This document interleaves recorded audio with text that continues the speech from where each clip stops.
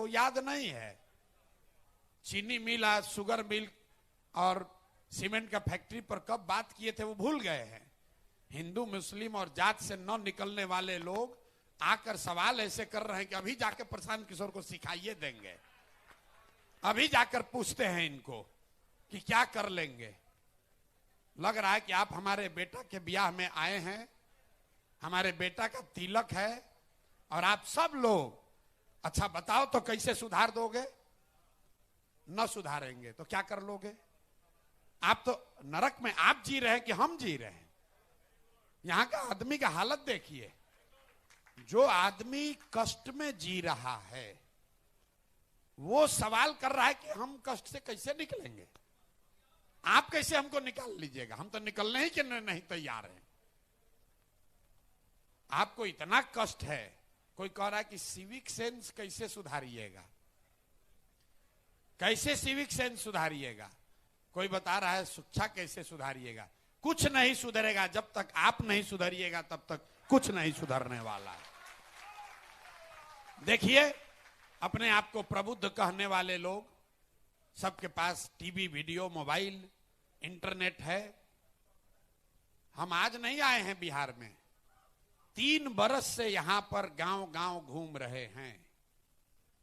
कोई ऐसा सवाल आपने नहीं पूछा जिसका जवाब मैंने 3 बरस में नहीं दिया है। और आप अब आए हैं सभा में तो सोच कर आए हैं कि देखो ना, चलो अभी आज प्रशांत किशोर के सबक सिखा दे। देखा ना, हम सवाल ना पूछता नहीं, कैसे सुधार दिया। कोई आपने ऐसा सवाल नहीं पूछा जिसका जवाब नहीं दिया गया है। और आपकी दुर्दशा का कारण यह है कि आप जैसे लोगों के लिए ही, बिहार के आप जैसे, हम जैसे प्रबुद्धों के लिए ही ग्रीस के दार्शनिक प्लेटो ने लिखा, if you do not participate in democracy be ready to be ruled by your inferiors. अगर आप राजनीति में भागीदार नहीं बनिएगा तो इस बात के लिए तैयार रहिए कि कोई मूर्ख आदमी राजा बनकर आप पर शासन करेगा।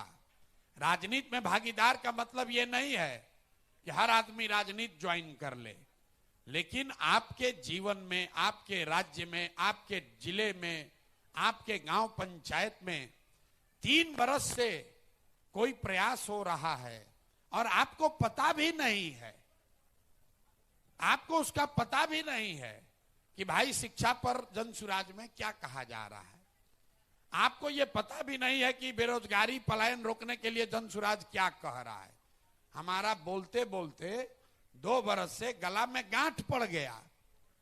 1 लाख बार ये सवाल का उत्तर दे दिए, लेकिन फिर आदमी आता है वही सवाल पूछता है। और यही आपके दुर्दशा का मुख्य कारण है। आपको सुधरना नहीं है। आप तो ऐसे बोल रहे हैं। कोई पूछा काहे आप पर भरोसा करे, काहे भरोसा करे? अरे भाई बिल्कुल मत करो। आप तो ऐसे बात कर रहे हैं जैसे आप स्विट्जरलैंड में रह रहे हैं। अब सोच रहे हैं कि नया आदमी पर भरोसा करके कुछ गड़बड़ा ना जाए। आप हम पर भरोसा क्यों करें? बिल्कुल मत करो भाई। किसने कहा है भरोसा करने के लिए? किसने कहा है आपको कि आप हम पर भरोसा कीजिए? हम तो रोज मन से कहते हैं कि भाई बिल्कुल हम पर भरोसा मत करो, लेकिन कम से कम अपने बुद्धि का, अपने अनुभव का इस्तेमाल करके अपनी स्थिति को जांचो, परखो, देखो तो भाई कि आप किस दुर्दशा में जी रहे हैं और इससे निकलने का कोई रास्ता, उपाय है भी कि नहीं है। अगर ठीक लगे तो उससे जुड़िए और न ठीक लगे तो जैसे जिंदगी चल रहा है वैसे चलाइए। दिक्कत क्या है इसमें? अब आपने सवाल पूछा है, इस सवाल का कोई मतलब है? लोग पूछता है कि भैया आप पर भरोसा कैसे करें? अरे भाई, हम शक्ल से आपको इतना बुर्बक लग रहे हैं कि हमको आपको धोखा देना है, किसी नेता को आपको ठगना है तो आकर कहेगा सभा में कि हम आपको ठगने वाले हैं। ये कोई कहता है भाई? आप पूछ रहे हमको ठगिएगा नहीं ना? अरे भाई, जिसको ठगना है वो कहेगा कि हम ठगेंगे आपको। ये कोई सवाल है कि भैया आप पर भरोसा कैसे करें? मेरे भाई, अगर आपने सवाल लेकिन आप तो पूछिएगा ही। आप आए हैं यहां ये सोच कर आए हैं कि आज तो प्रशांत किशोर का एकदम कलई खोल देंगे। देखिएगा ना, हम जाके सवाल पूछेंगे, कुछ जवाब नहीं दे पाएंगे। तब आप पूछें तो जवाब दे देते हैं कि आपको जन सुराज पर भरोसा करना चाहिए या नहीं। मान लीजिए कि आपको चीनी का रोग है, बहुत लोगों का होगा आपके घर परिवार में।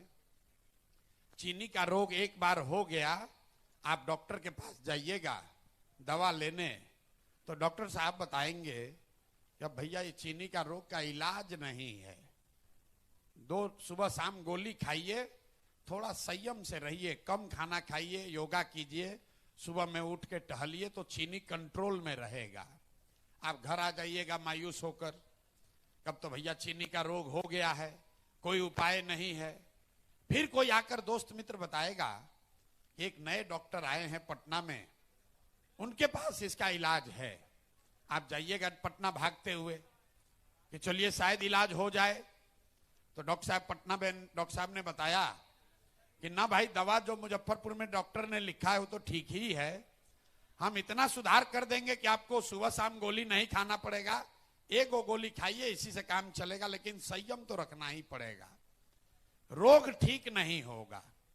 अब आप मान लिए कि भाई मेरा जीवन तो ऐसे ही चलना है, चीनी का रोग है, इसके साथ ही जीवन बिताना है। फिर अचानक से कोई मित्र आकर बताया कि दिल्ली में एक नए डॉक्टर आए हैं, वो बता रहे हैं, उनके लोग बता रहा है उनके पास चीनी के रोग का इलाज है। आप जाइएगा दिल्ली टिकट उकट लेकर, डॉक्टर साहब से पूछा आपने कि सर सुने हैं कि आपके पास चीनी के रोग का इलाज है, ये हो सकता है क्या? डॉक्टर ने आपको बताया हाँ हो तो सकता है, दवा तो एक नई आई है, एक नई दवा आई है, इसको खाने से चीनी का रोग ठीक हो जाएगा, लेकिन गारंटी नहीं है, 50% संभावना है, ठीक हो भी सकता है, ठीक नहीं भी हो सकता है। आप अगर बहुत जागरूक हैं तो आप क्या सवाल कीजिएगा कि सर 50% संभावना है, कोई नुकसान तो नहीं ना है, दवा खाने से कोई नुकसान हो सकता है? आप बोलिएगा डॉक्टर ने बताया ना नुकसान नहीं है, इतना तो जांच परख लिया गया है, नुकसान नहीं है, लेकिन ठीक होने की संभावना 50% ही है।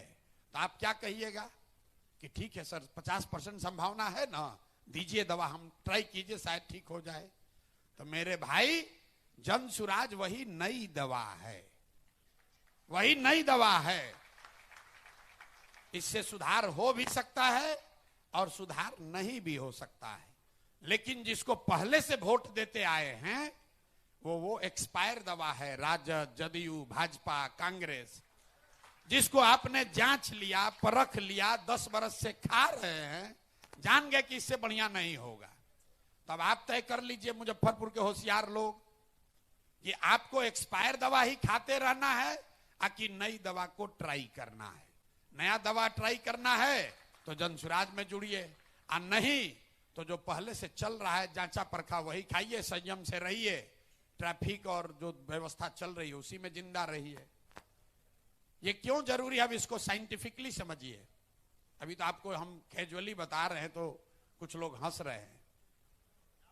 इस देश में 5 ऐसे राज्य हैं जहां इस देश की 1/3 इकोनॉमी है, 5 ही राज्य है जहां 1/3 अर्थव्यवस्था है। कौन कौन है? केरल, तमिलनाडु, आंध्र प्रदेश, तेलंगाना और कर्नाटक। इन 5 राज्यों में 1/3 देश का अर्थव्यवस्था है। जब देश आजाद हुआ तो बिहार की स्थिति भी कमोबेश इन्हीं 5 राज्यों के बराबर ही थी। आज ये राज्य इतने आगे कैसे हो गए? तो मैं आपको बता रहा हूं एक चीज जो इन 5 राज्यों में कॉमन है, भाषा अलग अलग बोली जाती है, अलग अलग दलों का शासन है, अलग अलग भांति भांति के लोग हैं, वहां पर भी भ्रष्टाचार है। बिहार से कम नहीं है, यहां से ज्यादा भ्रष्टाचार है। वहां पर भी जातिवाद है, वहां पर भी इसी देश का संविधान है।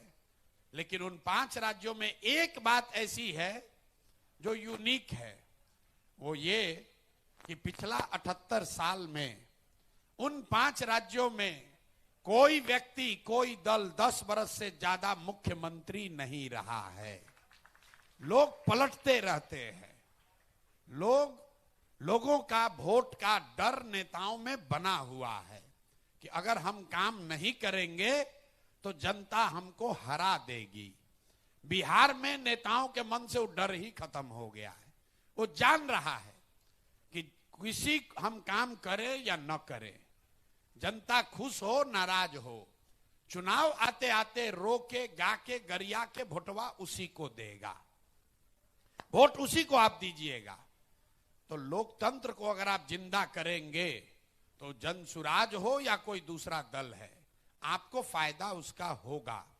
जनसुराज करे या न करे, आप अभी देख लीजिए, नीतीश कुमार वृद्धों को यहां पेंशन देते थे 400 रुपया, 20 बरस से यह व्यवस्था है। उस दौरान तेजस्वी यादव जी भी यहां पर सरकार में आए, वो 400 रुपया का पेंशन बढ़ के 410 रुपया नहीं हुआ। लेकिन आज क्यों नहीं हुआ? क्योंकि नीतीश बाबू को मालूम है कि जब चुनाव होगा तो चाहे जनता कितना भी नाराज हो जाए, हम जाकर हमको खाली कहना है कि भाई देखो लालू का राज नहीं आना चाहिए, सब लोग फिर वोट दे देगा। वैसे ही हालत मुसलमानों का है। लालू जी को पता है पेंशन मिले न मिले, मुसलमानों को जाकर कहेंगे कि भाई हमको वोट नहीं दोगे, भाजपा वाला आ जाएगा, तो ये लोग फिर जाके वोट देगा। वही नीतीश कुमार आज 400 का पेंशन आपको 1100 दे रहे हैं। अभी जनसुराज जीता नहीं है, जनसुराज ने कुछ नहीं किया, ये जनता का ताकत है। क्योंकि नेता जो वहां बैठा हुआ है उसको ये डर है कि अगर हम नहीं करेंगे तो कुछ लोग भी अगर निकल गए तो हमारी गद्दी, हमारी कुर्सी चली जाएगी। जो आशा और रसोईया पटना में गए आंदोलन करने, उनको लाठी से मार के नीतीश कुमार ने ठीक करवाया, उसको घर बैठे मानदेय बढ़ा दिया गया। आपका बिजली का 125 यूनिट फ्री हो गया। ये जनसुराज ने नहीं किया, ये जनता ने किया है। जैसे ही सरकार में बैठे लोगों को ये अगर लग जाए, उनको डर हो जाए हारने का, अपने आप आपका काम होगा। और अगर ये डर खत्म हो जाए तो जनसुराज में भी जो जीत कर आएगा वो भी काम नहीं करेगा। ये मत समझिए कि खाली जदयू वाले गलत हैं, भाजपा वाले गलत हैं। अगर कल जनसुराज के लोग जीत कर आ जाएं और उसके मन में भी ये हो जाए कि हमको कोई हराएगा नहीं, तो हम भी काम नहीं करेंगे, जनसुराज का आदमी भी काम नहीं करेगा। तो इस पूरे अभियान के मूल में जो बात है कि लोकतंत्र को बिहार में जिंदा किया जाए। यहां 30 बरस से लोकतंत्र मर गया है। वोट होता है लेकिन राजनीतिक बंधुआ मजदूरी है। लालू के डर से मोदी, नीतीश और मोदी के डर से लालू। आप देख लीजिए सब समाज का हालत, मुसलमानों की हालत इस राज्य में दलितों के बाद सबसे ज्यादा खराब है।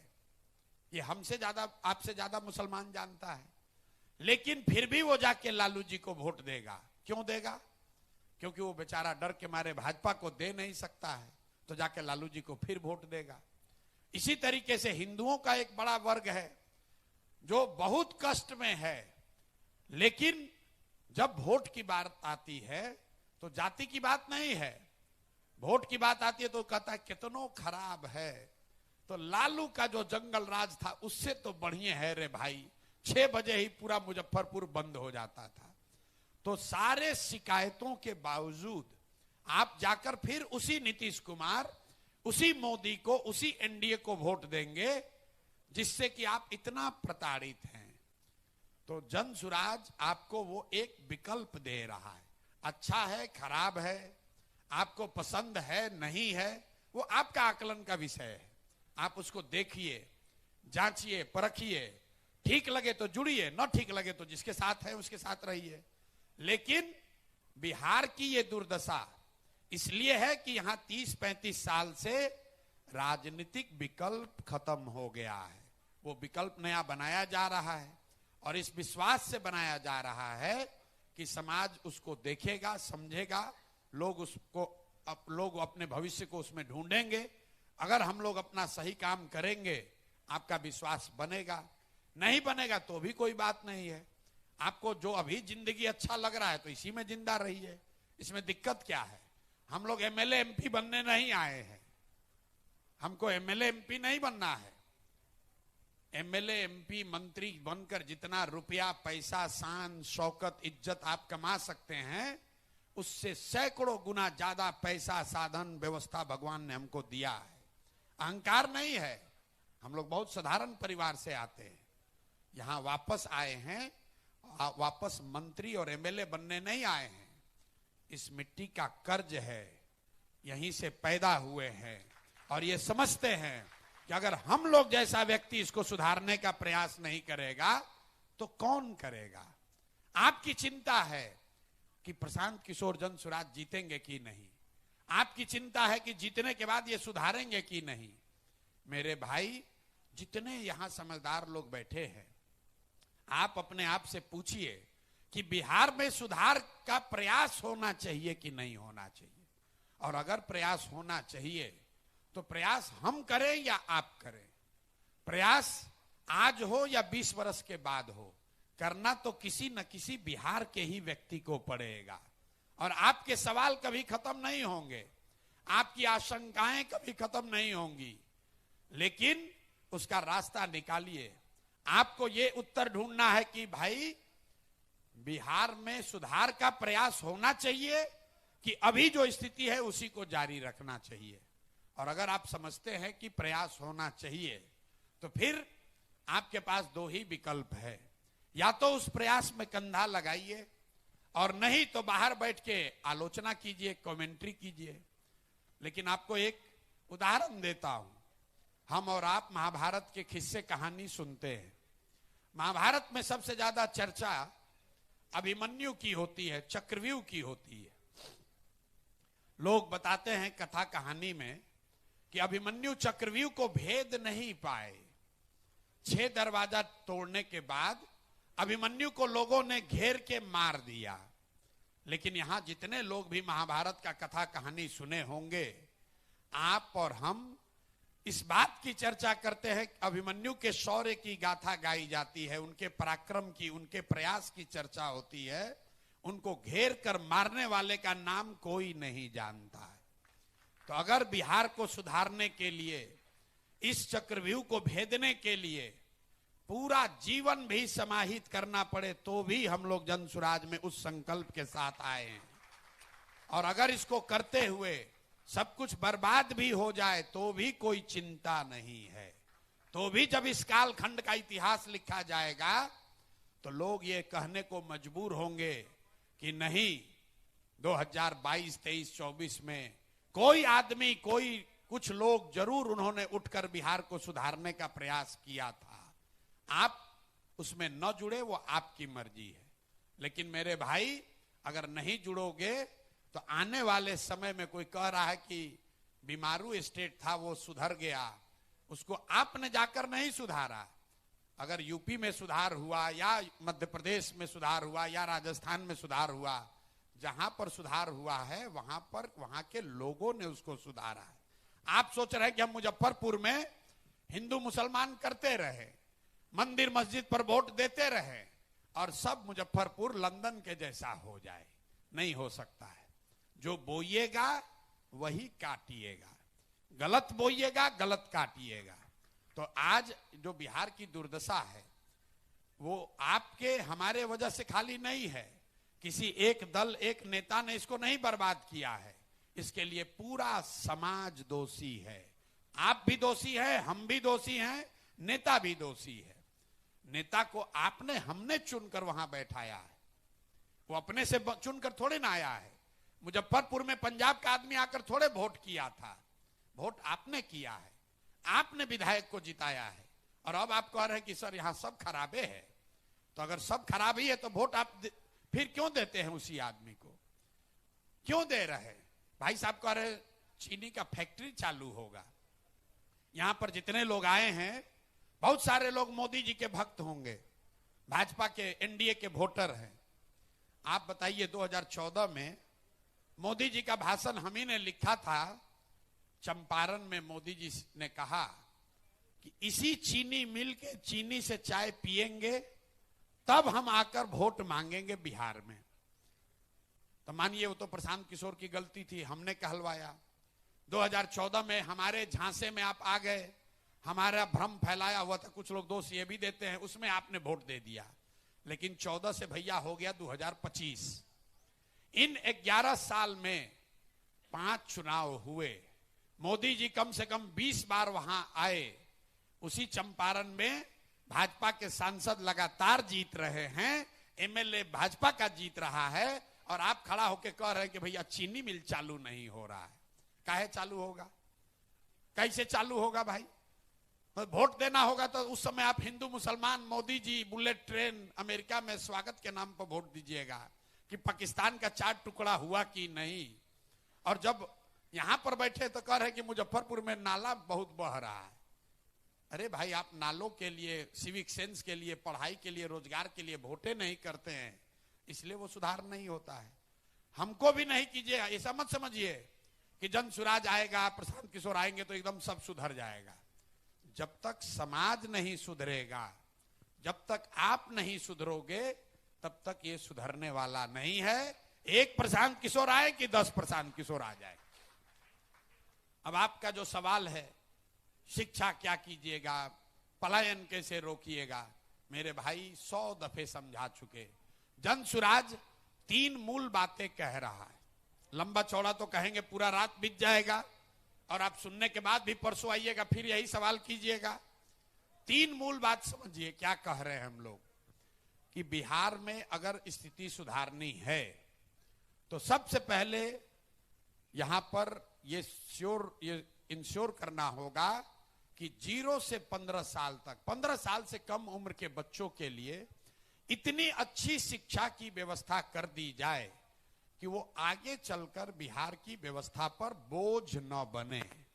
तो पहला लक्ष्य ये है। दूसरा लक्ष्य ये है कि जिनका उम्र 15-20 साल से ज्यादा हो गया, अब वो वापस जाकर पढ़ाई नहीं कर सकते हैं, तो उनके लिए ये कह रहे हैं कि 15 से 20 साल से लेकर 50 वर्ष की उम्र तक के लोगों के लिए उनके हाथ में पैसा पूंजी दिया जाए ताकि वो रोजगार कर सकें। और तीसरा, जो 60 वर्ष से ज्यादा जिसका उम्र हो गया, वो न पढ़ सकता है और न रोजी रोजगार कर सकता है ज्यादातर लोग। तो 60 वर्ष से ज्यादा उम्र के लोग जो इस व्यवस्था के मारे हुए हैं, जीवन में कुछ नहीं हासिल कर पाए, उनके लिए समाज ये जिम्मेवारी ले कि कम से कम 2000 रुपया उसको महीना दिया जाए ताकि वो एक बेसिक डिग्निफाइड लाइफ जी सके। बाकी सड़क बनेगा, फैक्ट्री लगेगी, क्या होगा छोड़ दीजिए। ये 3 बात अगर हो जाए तो 13 करोड़ लोग का जीवन इससे सीधे तौर पर जुड़ा हुआ है। अब इसको कैसे किया जाएगा वो समझिए। पढ़ाई कैसे सुधरेगा, पढ़ाई कैसे सुधरेगा, उसका फॉर्मूला हम लोगों ने ये दिया कि पूरे दुनिया में जो सबसे अच्छी शिक्षा व्यवस्था जहां है, वहां पर लोग ये बताते हैं, प्रमाण है कि rather than taking good school to every village, take children to the good school. मतलब हर गांव में अच्छा विद्यालय बनाने के बजाय बच्चों को अच्छे विद्यालय में लाया जाए। ये पूरे दुनिया में ऐसी व्यवस्था खासकर स्कैंडिनेवियन कंट्री में है। तो हम लोग ने जब बिहार का अध्ययन कराया तो पाया कि एक प्रखंड में, अभी जो प्रखंड है, कोई छोटा है कोई बड़ा है, लेकिन औसतन एक प्रखंड में अगर 5 अच्छे विद्यालय बना दिए जाएं और बच्चों को स्कूल बस की सुविधा दे दी जाए, तो कोई ऐसा गांव नहीं है जहां से बच्चे 20 मिनट में स्कूल तक न पहुंच सकें। और ये 5 जो विद्यालय बनाने हैं, ये अभी का विद्यालय न हो, इसके लिए हमने कहा कि विश्व स्तरीय विद्यालय, मतलब नेतरहाट के जैसा विद्यालय। नेतरहाट क्यों कह रहे हैं? रेफरेंस के लिए आपको बता रहे हैं, क्योंकि बिहार के सरकारी व्यवस्था में चलने वाला ये सबसे अच्छा विद्यालय अभी तक रहा है। एक नेतरहाट से करीब 1500 लोग आईएएस आईपीएस एलाइड सर्विसेज में गए हैं। आप अंदाजा लगाइए कि अगर हर प्रखंड में 5 नेतरहाट के जैसे विद्यालय बना दिए जाएं, तो उससे कितना बड़ा आमूल चूल परिवर्तन आ सकता है। अब ये हर प्रखंड में 5 बनेगा कैसे? उसके लिए जनसुराज ने कहा कि अगर हर प्रखंड में एक विद्यालय आपको नेतरहाट जैसा बनाना हो तो भाई 15 से 20 हजार करोड़ रुपया हर साल लगेगा। इसलिए हम लोगों ने कहा कि एक दिन में ये नहीं सुधरेगा, अगले 5 वर्ष में हर साल हर प्रखंड में एक एक विद्यालय को नेतरहाट के स्तर का बनाया जाएगा, क्योंकि उतना ही पैसे का व्यवस्था किया जा सकता है। और जब तक ये व्यवस्था नहीं बनती है बच्चों का उम्र तो रुकेगा नहीं। तो इसके लिए हमने कहा कि अगर आपके गांव पंचायत में सरकारी विद्यालय अच्छा नहीं है, जब तक सरकारी विद्यालय नेतरहाट के स्तर का न हो जाए, आप अपने बच्चे को प्राइवेट स्कूल में भेजिए और उसका फीस सरकार की ओर से दिया जाएगा। अब कुछ लोगों ने कहा अरे भाई इसे तो सब लोग प्राइवेट में चला जाएगा। बिल्कुल नहीं जाएगा। पूरे दुनिया का रिसर्च है, अगर सरकारी और प्राइवेट दोनों व्यवस्था हो तो ज्यादातर लोग सरकारी व्यवस्था में जाना चाहते हैं। आपसे अगर पूछें कि भैया आपका लड़का मेडिकल करना है, उसको पटना मेडिकल कॉलेज में अगर आप कराइएगा, मेडिसिन पढ़ाइएगा, तो उसका फीस आपको भरना पड़ेगा। लेकिन अगर आप रमैया में जाकर पढ़ाइएगा तो उसका फीस सरकार भरेगी। आपसे पूछा जाए कि आप अपने बच्चे को कहां मेडिकल पढ़ाना चाहते हैं, तो ज्यादातर आदमी कहेगा कि हमको रमैया का फीस नहीं चाहिए, हमको पटना मेडिकल कॉलेज में ही एडमिशन करा दीजिए। अगर आपसे कोई पूछे कि भाई आपके बच्चे को पटना साइंस कॉलेज में पढ़ना है या एमएटी में पढ़ना है, अगर एमएटी में पढ़ेगा उसका फीस सरकार देगी, आप क्या कहिएगा? भैया हमको फीस नहीं चाहिए, हमको साइंस कॉलेज में एडमिशन करा दीजिए। ये पूरे दुनिया का रिसर्च है। आपसे कोई कह दे कि भैया आपको इलाज कराने के लिए दिल्ली जाना है, एम्स में जगह मिल रहा है वहां जाओगे कि अपोलो में जाओगे? ज्यादातर लोग कहेगा नहीं भैया हमको एम्स में ही जगह मिलता है तो भेजिए, अपोलो से ज्यादा अच्छा डॉक्टर एम्स में है। तो ये पूरे दुनिया का रिसर्च है। ये अनुमान हम लोग का ये है कि अगर ये व्यवस्था बिहार में बना दी जाए, वाउचर स्कीम, कि जिसका भी बच्चा है उसके पास ये वाउचर हो, वो चाहे तो प्राइवेट में पढ़ाए चाहे तो पब्लिक में पढ़ाए, तो 1/3 से करीब करीब 1/3 गार्जियन अपने बच्चों के लिए प्राइवेट स्कूल ऑप्ट करेंगे। एक अंतिम बात, कई लोगों को लगता है सरकारी विद्यालय मुफ्त है। मुफ्त नहीं है। बिहार में प्राथमिक विद्यालय पर प्रति छात्र हर महीने सरकार 864 रुपया खर्च करती है। ध्यान रखिए, जो विद्यालय आपको फ्री लग रहा है, हर बच्चे पर बिहार सरकार 864 रुपया प्रति महीना खर्च कर रही है। तो अगर उसी इलाके में आप प्राइवेट स्कूल में अपने बच्चे को भेजिएगा और सरकार पैसा भरे तो 500-600 रुपया से ज्यादा नहीं होगा। तो जन सुराज की शिक्षा को सुधारने की व्यवस्था यह है कि आने वाले 10 वर्ष में बिहार के हर प्रखंड में 10 नेतरहाट के स्तर के विश्व स्तरीय विद्यालय बनाए जाए, और जब तक ये व्यवस्था बनाने में जो 10 वर्ष लगे तब तक उन लोगों को जिनके इलाके में ये व्यवस्था नहीं बनी, उनको प्राइवेट में पढ़ने का सरकार पैसा दे ताकि बच्चों का जीवन खराब न हो। दूसरी बात जो है यहाँ रोजगार और पलायन, यही अंतिम सवाल का उत्तर देंगे फिर बात खत्म करेंगे। सबसे बड़ी समस्या है रोजगार, उससे जुड़ा हुआ है पलायन। बिहार एकमात्र ऐसा राज्य है पूरे देश में जहां कोई ऐसा घर नहीं है जहां से पलायन नहीं है। कई लोगों को लगता है कि पलायन तो गरीब का समस्या है। पलायन गरीब की समस्या नहीं है, बिहार के हर घर की समस्या है। फर्क बस इतना ही है कि गरीब का बच्चा जा रहा है बाहर मजदूरी करने और मध्यम वर्गीय परिवार के बच्चे जा रहे हैं बाहर नौकरी या पढ़ाई करने। जा रहा है सबका बच्चा बाहर जा रहा है। तो हम लोगों ने कहा पलायन रोकने के लिए क्या करेंगे? पलायन रोकने के लिए फैक्ट्री लगाने से पलायन नहीं रुकेगा। पीछे कोई खड़ा होकर कह रहा था औद्योगिकीकरण होना चाहिए, इंडस्ट्रियलाइजेशन होना चाहिए। उद्योग से मेरे भाई पलायन नहीं रुक सकता है, ये भ्रम मत पालिए। कुछ लोगों को लग रहा है तेजस्वी यादव जैसे लोग कह रहे हैं कि हम सरकारी नौकरी दे देंगे उससे रुकेगा। तो ये पहले आंकड़ों को समझ लीजिए। बिहार में 80 साल 78 साल में कुल 23.25 लाख लोग ही सरकारी नौकरी करते हैं। चपरासी से लेकर मुख्य सचिव तक सबकी गिनती कीजिएगा तो आपको पता चलेगा कि 23.25 लाख लोग ही सरकारी नौकरी करते हैं। तो अगर 80 साल में सिर्फ 23 लाख लोगों को ही नौकरी मिली तो आने वाले 10 वर्ष में 13 करोड़ आदमी को 5 करोड़ आदमी को तो मिल नहीं सकता है। कुल 2% आदमी ही सरकारी नौकरी बिहार में करता है और पूरे देश में 3% आदमी सरकारी नौकरी करता है। कुछ लोगों को लगता है कि बड़ा वैकेंसी